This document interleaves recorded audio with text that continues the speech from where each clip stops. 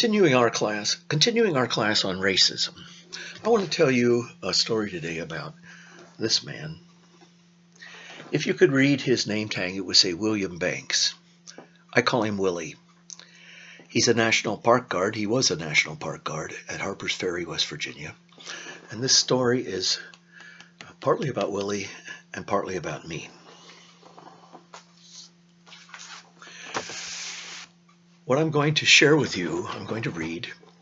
I shared with the congregation I was pastor of in 2004.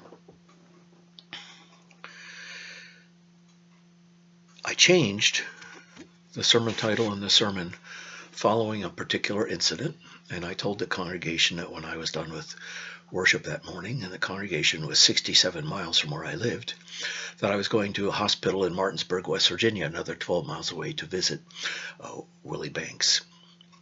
And instead of the sermon I had prepared that morning, here's the sermon that I gave with some changes because it's been 16 years.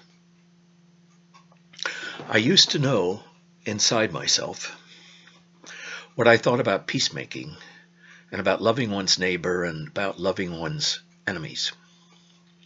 I was really sure how I felt, and while I recognize and I believe that change is a fact of life, I was also confident that I would never change my mind about how I understood the Bible told me to practice love at all times. I'm aware that we each choose all of our own behaviors and reactions to the world around us, and how this world and the people in it behave toward and treat us. I know that people who are intending to harm others can be changed by our behavior. I'm going to give you a for instance that I've known about for years, but I don't remember the source, so I can't cite it for you. But for instance, if you're a single woman and you're in bed in the middle of the night and you wake up and there's a man in your bedroom, what type of reaction is that person expecting from you? Think about it. Well, fear and anger. And if you do not respond with fear and anger, if you have enough self-control to respond gently, something like, "Oh, I thought I had locked the back door. Were you able to get in that way?" If you react in a calm, unexpected way, you so disarm the person that in about 40% of the cases, you will not be harmed. Now that still leaves 60% of the times when you will, but it's better than 100%. We can change the way we react to other people, and that changes their behavior. I learned well what I was taught as a child in church, and I've taught myself, at least intellectually, new ways to respond to fear and danger. But I'm becoming convinced that my understanding of what I used to think loving one's enemies meant was a bit immature and distorted. For instance, in the aftermath of 9/11, what does it mean to show love? Do we really have any idea how to love the hate out of people who intend us harm? We can be friends with people in our own community who are significantly different from us in one way or another. For instance, at the Church of the Brethren in Westminster, Maryland, which is where I moved from to come here to McPherson, on Friday mornings, the area's Islamic community met in the lower level of that Christian Church of the Brethren for their Friday prayers. People very different from us in their faith beliefs, in their outlook of life, still all American citizens. This Christian church allowed Muslims to do their Friday worship services in the lower level of their church.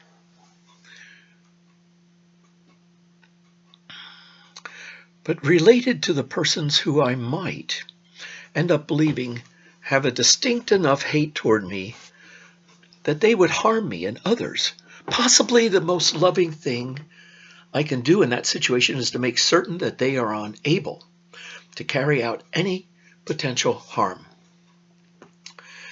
In 2004, a middle-aged couple were in their home in downtown Martinsburg, West Virginia. Now, Martinsburg is only an hour by train from Washington, D.C., and is far enough north and east to not be in what is stereotypically called West Virginia's Hillbilly Alley. But still, it's south enough that not all of the lessons from the Civil War have been fully learned by everyone. The neighbors to the north of this couple in their home didn't like them. In fact, the father and son had often damaged the fence between their yards, which was one of the things going on Monday evening.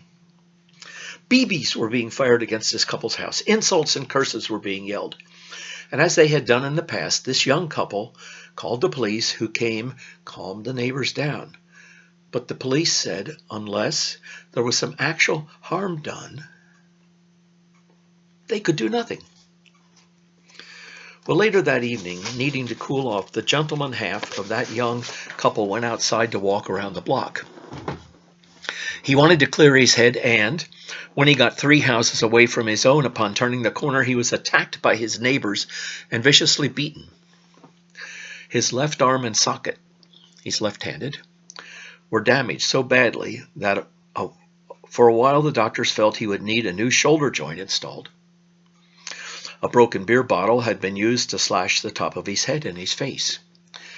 He had 23 stitches on the front of his face. His eye socket was shattered. He underwent hours of surgery on Thursday, on Wednesday and Tuesday, most of that week. This man is a veteran.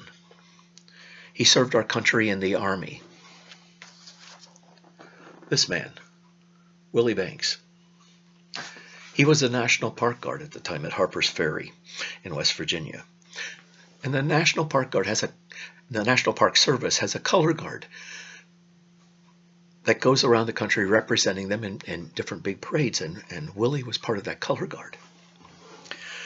Well, 2 years after the beating, Willie had surgery again. Surgeons went in through the front of his neck to work on his spine and insert metal plates that would help stabilize his spine. The spine that was knocked out of kilter in that beating. It worked for a while, but 2 years later, surgeons had to enter the other side of his neck and go in and put metal plates on the other side of his neck. Now I'm going to end this, and you can begin again at part 2.